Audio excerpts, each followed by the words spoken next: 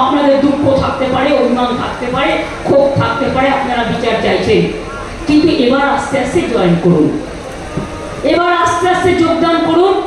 তা নাহলে supreme court কিন্তু সেদিন বলেছিলেন, এরপর থেকে স্টেট গভর্নমেন্টকে পাওয়ার দেওয়া হলো টু টেক অ্যাকশন। তৃণমূল ছাত্র পরিষদের প্রতিষ্ঠা দিবসে মুখ্যমন্ত্রী মমতা বন্দ্যোপাধ্যায় জুনিয়র চিকিৎসকদের কর্মবিরতি তুলে কাজে যোগ দেওয়ার অনুরোধ জানালেন। সেই অনুরোধ প্রত্যাখ্যান করলেন চিকিৎসকেরা। ন্যায় বিচার না মেলা পর্যন্ত আন্দোলন চালিয়ে যাওয়ার সিদ্ধান্তে অনড় ডাক্তারি পড়ুয়ারা। West Bengal junior doctor fronts একটি মিছিলের ডাক দেয় মঙ্গলবার। একাধিক দাবিতে মিছিল চলে শ্যামবাজার থেকে ধর্মতলা পর্যন্ত।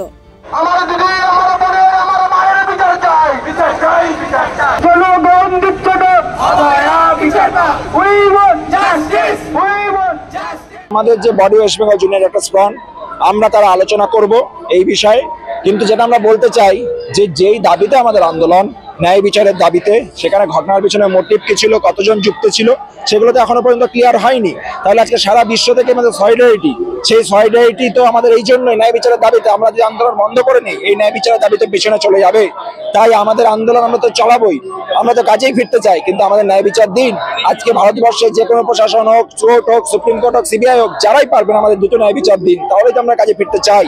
20 দিন হয়ে গেল, 2 সপ্তাহ হয়ে গেল সিবিআই এনকোয়ারি, কি হলো?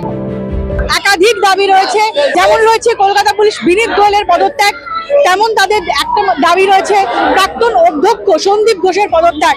এছাড়াও সিবিআই এই যে কেস হাতে নিয়েছে আরজি কর কাণ্ডের তরুণী চিকিৎসকের মৃত্যু এবং ধর্ষণের যে ঘটনা, সেই ঘটনার সুষ্ঠু বিচার করতে হবে। যতদিন না পর্যন্ত দ্রুত এই কাণ্ডের বিচার তারা পাচ্ছেন, তারা এইভাবে আন্দোলন চালিয়ে যাবেন। দেখুন, আজকে মিছিলের দাবি নতুন কিছু নয়। আমরা গত পরশুদিন যে মাস কনভেনশন হয়েছিল মেডিকেল কলেজে, যেখানে প্রত্যেকে আমরা সবাই ছিলাম, সেখান থেকেই এই মিছিলের ডাক দিয়েছিলাম এবং মিছিলের স্পষ্ট 5টা দাবি ছিল। গণকনভেনশনের যে দাবিগুলি ছিল সেগুলোই। 1 নম্বর দাবি যে উপযুক্ত যা দোষী তাদের দ্রুত চিহ্নিতকরণ করতে হবে, যারা এখনো ধরা পড়েনি। আমরা জানি না তাদের কি উদ্দেশ্য, কিভাবে রয়েছে, এই 1 নম্বর। 2 নম্বর, পুলিশ কমিশনার বিনীত গোয়েল, তার পদত্যাগ আমরা চেয়েছি।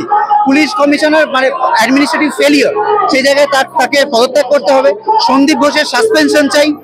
যারা এই ঘটনাকে ঢাকতে চাইছে যে দুষ্টচক্র সক্রিয়, তাদেরকে এক্সপোজ করতে হবে।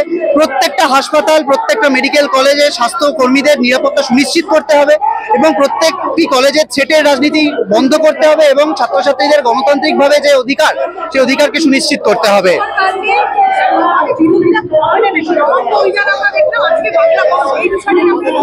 আমরা গোটা বিষয়টিকে একদমই আমাদের যে আন্দোলন, সেখান থেকে ফোকাস ঘুরিয়ে নেওয়ার একটা প্রচেষ্টা হিসেবে দেখছি।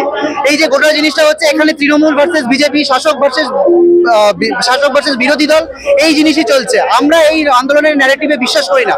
আমরা চাই যে আমাদের যে জুনিয়র ডাক্তার, তাদের সাথে মিলে যে গণ আন্দোলন হচ্ছে, নাগরিকরা আসছেন, সেই আন্দোলনের মাধ্যমে আমরা জাস্টিস চাই। কোনো বিরোধী দল, শাসক দল কারোর ফাঁদে পা দিয়ে তাদের কোনো রাজনৈতিক স্বার্থ চরিতার্থ করার জন্য আমাদের আন্দোলন নয়। এবং এই মিছিলটা আবার বের করা, এটা বলার জন্য যে আমরা এখনো সংঘবদ্ধ আছি এবং আমরা পিছিয়ে পড়ছি না, আমরা ভয় পাচ্ছি না, আমরা ক্লান্ত নই। যদি লোকে ভাবেন আমরা ক্লান্ত, আমরা ক্লান্ত নই। জুনিয়র ডক্টরসদের বক্তব্য হচ্ছে তারাও দ্রুত কাজে ফিরতে চান, তারাও দ্রুত হাসপাতালে রোগী পরিষেবা দিতে চান, কিন্তু তারা যদি আন্দোলন থেকে সরে যান তাহলে হয়তো এই বিচার প্রক্রিয়া আরো বিলম্বিত হবে। তাই যতক্ষণ আরজি কর কাণ্ডের এই বিচার সম্পন্ন হচ্ছে, রাজপথেই থাকবেন, এইভাবে কর্মবিরতি আন্দোলন চালিয়ে যাবেন জুনিয়র ডক্টরসরা। আনন্দবাজার অনলাইনের জন্য রিঙ্কি।